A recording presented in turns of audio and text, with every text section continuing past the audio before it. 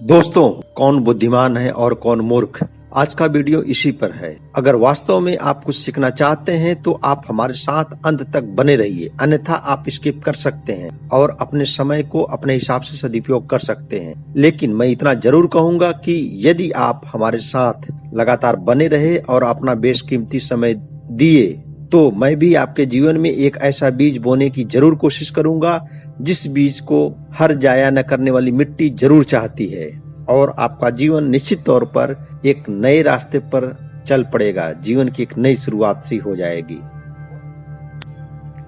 दोस्तों, हमारे सामने आज एक बहुत बड़ा यक्ष प्रश्न है कि बुद्धिमान व्यक्ति कौन है। दो विकल्प आपके सामने हैं। नंबर 1, जो दुनिया की सभी बातें जानता है, जैसे कि वह विज्ञान भी जानता है, राजनीति जानता है, अर्थशास्त्र जानता है, भूगोल जानता है, नीतिशास्त्र जानता है, या दुनिया को उन तमाम विषय जिनकी चर्चा हमारे जीवन में होती रहती है उन सभी को जानने वाला सर्वाधिक बुद्धिमान है।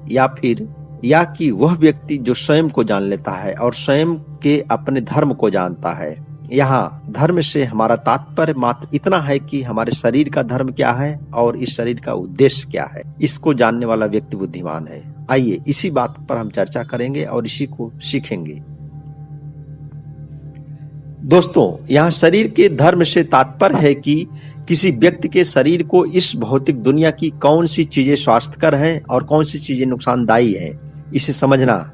जैसे कि किसी को ठंडे पानी से एलर्जी है, यहाँ शरीर यह संकेत दे पा रहा है कि उस व्यक्ति को यदि ठंडे पानी से एलर्जी है तो उस व्यक्ति का धर्म यही है कि वो ठंडा पानी पीना छोड़ दे, जिससे वो अपेक्षाकृत ज्यादा स्वस्थ रह सके। या फिर कोई व्यक्ति जब तीखा खाता है तो उसके पेट में जलन होने लगती है, तो उस व्यक्ति का भी धर्म यही है कि वह तीखा खाना छोड़ दे, जिससे उसके पेट में जलन न हो और वह भी स्वस्थ रह सके।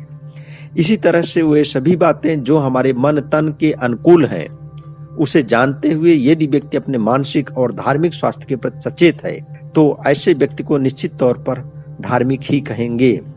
अब हम दूसरी बात पर आते हैं कि हमारे इस शरीर का उद्देश्य क्या है, धार्मिक उद्देश्य क्या है।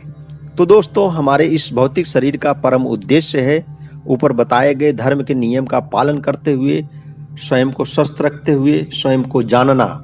यहाँ स्वयं को जानने का अर्थ है निर्वाण, मोक्ष, परमेश्वर या अल्टीमेट गॉड को महसूस करना।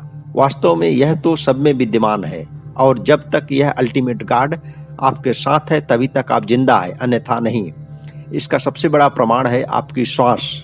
अगर कोई व्यक्ति अपने जीवन के इस मूल को अर्थात मोक्ष, परमेश्वर, अल्टीमेट गॉड या निर्वाण को जान गया, दूसरे शब्दों में कहें कि वह इसके जो प्रमाण है अर्थात अपने श्वास को जान गया, तो निश्चित तौर पर उसके लिए इस दुनिया की कोई भी चीज जानना चुटकियों का काम हो जाएगा।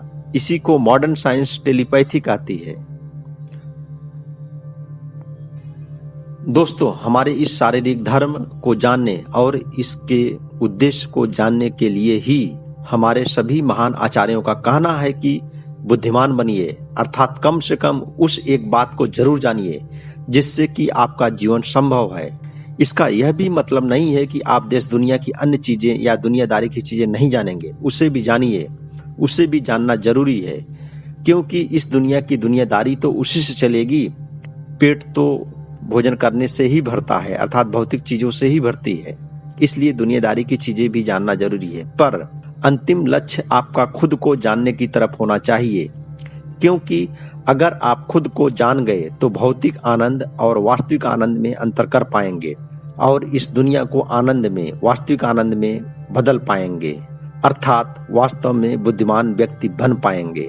तब आपको समझ में आएगा कि वास्तव में क्या विज्ञान जानने वाला बुद्धिमान है या राजनीति, अर्थशास्त्र जानने वाला बुद्धिमान है या भूगोल और इसी तरह के अन्य विषयों को जानने वाला बुद्धिमान है, अथवा खुद को जानने वाला व्यक्ति बुद्धिमान है।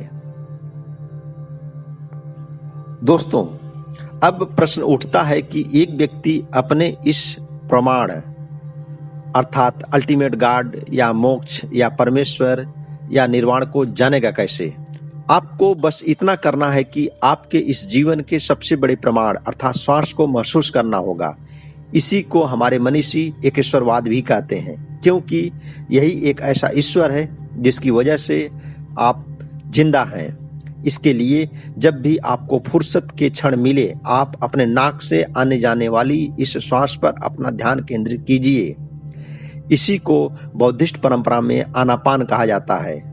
और जब यहाँ मन लगने लगे तो ध्यान कीजिए कि आप किस तरफ की नाक से श्वास ले रहे हैं और कितनी गति से श्वास ले रहे हैं। अर्थात आपका पूरी तरह से ध्यान श्वास के आने जाने और उसकी क्या गति है इस पर होना चाहिए, तथा श्वास किस नाक से, बाईं अथवा दाईं, किससे ले रहे हैं इस पर होना चाहिए।